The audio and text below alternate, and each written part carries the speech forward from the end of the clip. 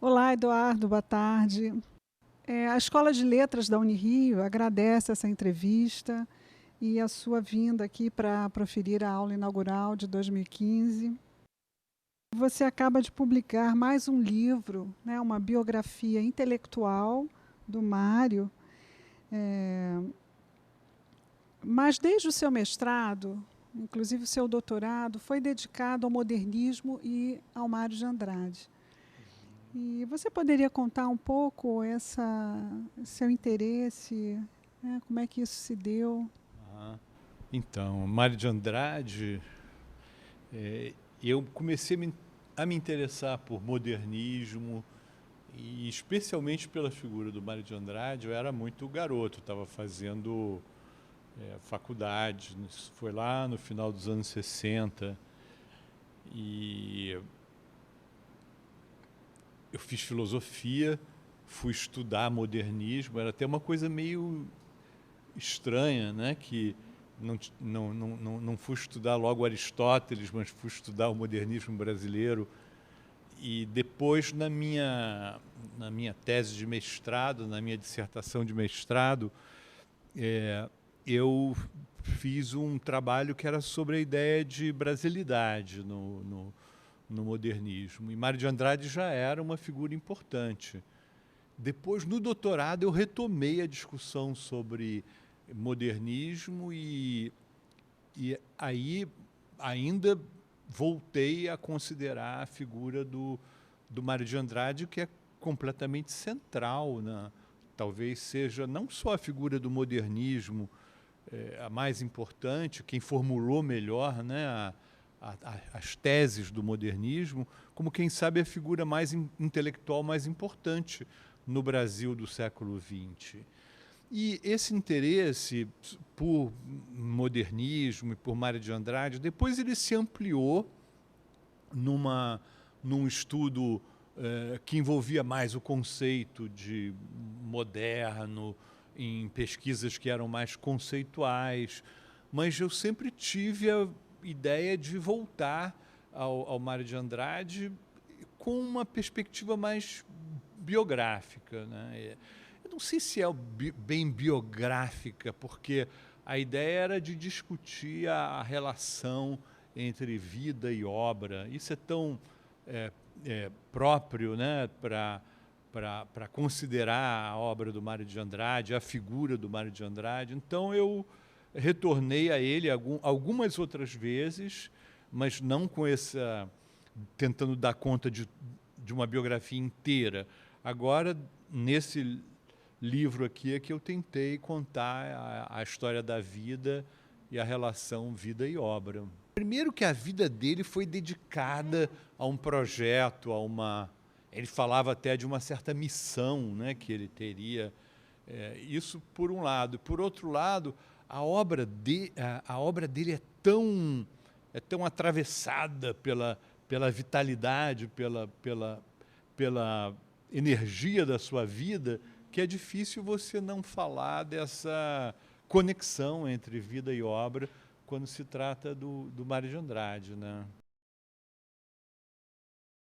A gente sabe que o Mário, de uma certa maneira, foi apropriado, né, por São Paulo, pela USP, pelo IEB, né, o Instituto de Estudos Brasileiros. Todo o arquivo dele está lá, e tem grandes intelectuais. A sua trajetória é muito interessante, porque eu queria até perguntar, você não está fazendo uma espécie de escola carioca de estudos em torno do Mário e do modernismo, é, até por causa não só do seu trabalho, da sua contribuição até hoje, mas também pela coleção que você lançou, né, Modernismo mais 90, e o que me interessa, né, seu território da filosofia, né, porque você vem desse território. Então, isso seria uma marca, uma distinção, e como é que pode ser construído um diálogo com o que vem sendo feito em outros lugares. Foi bom você lembrar dessa coleção que que eu adoro, acho linda a coleção. A ideia da gente era de fazer uma comemoração dos 90 anos da Semana de 22, por isso a coleção se chama Modernismo mais 90. Então, eu chamei pessoas de várias áreas, né? Tem desde literatura, a discussão do conceito de modernismo, arquitetura, patrimônio. Bom, poderia descrever todos os livros, que são todos muito bem-sucedidos, são livrinhos relativamente pequenos, com imagens muito bonitas, né? Então, a gente teve essa ideia, a minha editora e a editora da coleção, que é a Ana Cecília Martins, ela foi muito cuidadosa e me acompanhou o tempo todo nisso. Quanto a mim, quer dizer, eu acho que a filosofia, eu sou formado em filosofia, fiz mestrado, doutorado em filosofia, sempre fui professor de filosofia. Eu acho que a filosofia entra um pouquinho pela escolha de certos temas, eu acho, né? Que se eu não fosse filósofo, talvez eu não tivesse interessado em certas questões que eu abordo nos meus livros.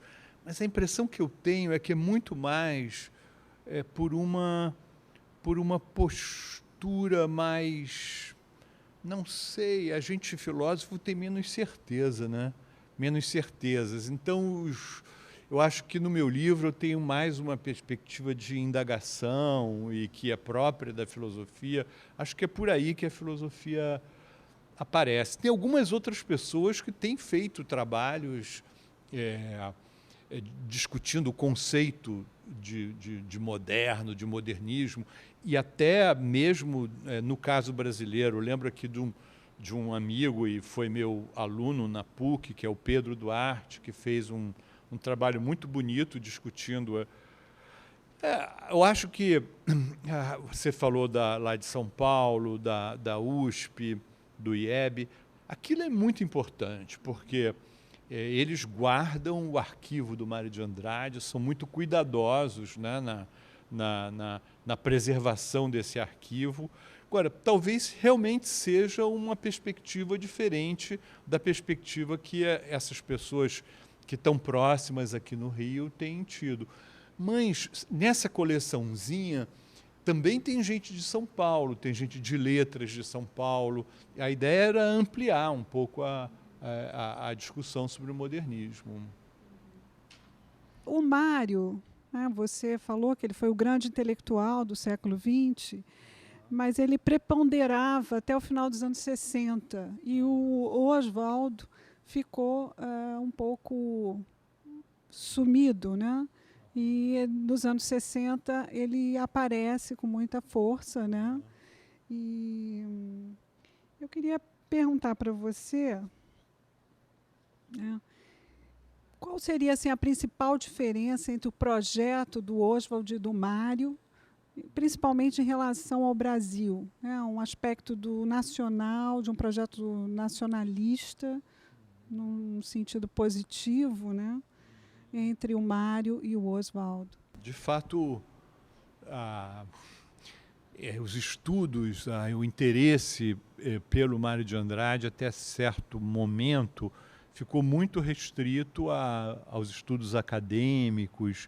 Mário de Andrade tinha menos sucesso, né, em um determinado momento, no público em geral, do que o Oswald de Andrade, que foi lançado nos anos 60 e 70 por vários movimentos culturais, né, como o tropicalismo, como me lembro da montagem do Rei da Vela pelo Teatro Oficina, pelos concretistas. Quer dizer, o Oswald de Andrade e a ideia de antropofagia, sobretudo, né, foi posta aí na pauta das discussões.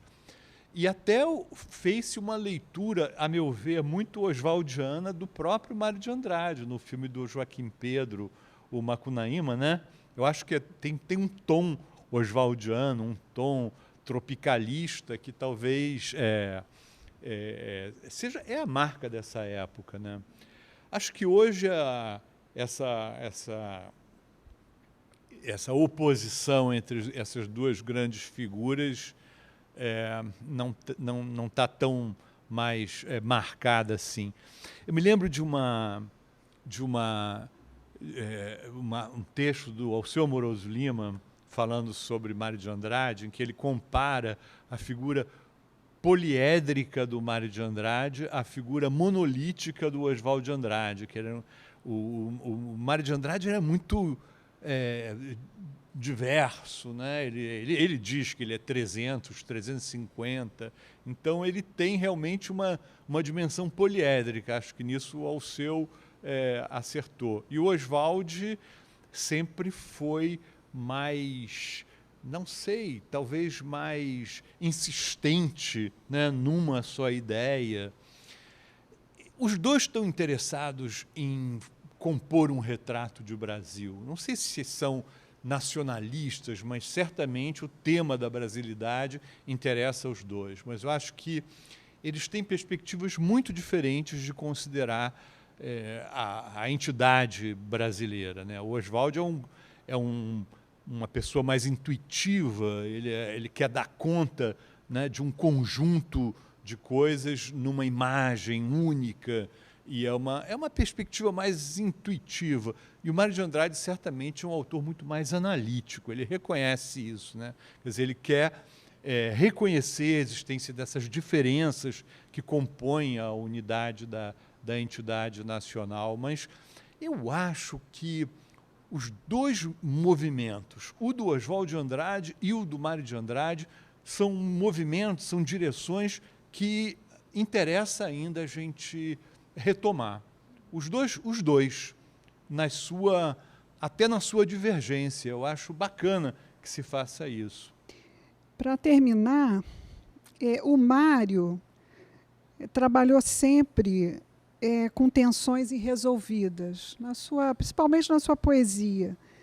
De que forma elementos como impulso lírico e inteligência analítica, nacional e universal, cultura letrada, cultura popular, se processam em sua obra? E tantas outras, não é? E tantas outras. Quer dizer, eu acho que a força, talvez, da obra do Mário de Andrade e da pessoa do Mário de Andrade está no fato de que ele é alguém que vive mergulhado em conflitos, em contradições, ele está partido entre direções muito diferentes. E isso aparece, no meu entender, em diversos planos da obra e da vida dele. Ele dizia que ele era dotado de uma bivitalidade, quer dizer, ele falava de uma vida de cima, que era uma coisa mais da inteligência, dos valores elevados, e de uma vida de baixo, que era a coisa pulsional, sensual que ele tinha. E ele, me parece que ele nunca superou essas contradições. Quer dizer, eu acho que a força da obra dele está no fato dele estar ali, metido nesses conflitos, que aparecem. Isso é vida de cima, vida de baixo, é bivitalidade, mas isso aparece assim no tratamento de questões pontuais mesmo. Você se referiu a intuição e inteligência na poética dele. Depois, quando ele propõe o ponto de vista da questão da brasilidade, mais uma vez ele enfrenta uma tensão entre a afirmação do nacional e a vontade de participação no universal. Depois ele tem, ao longo dos anos 30 e até o final da vida, toda uma tensão que ele vive entre um compromisso com o coletivo, com o político, e um extremo individualismo. Então isso aparece em diversos momentos da obra dele, matéria e forma, alto e baixo, fora e dentro, que ele busca compor, mas acho que ele nunca consegue. E eu acho que ele é isso. O Mário de Andrade por isso talvez ele seja poliédrico, e o Oswald de Andrade, mais resolvido, é mais monolítico, né? Não sei. Fica a ideia aí.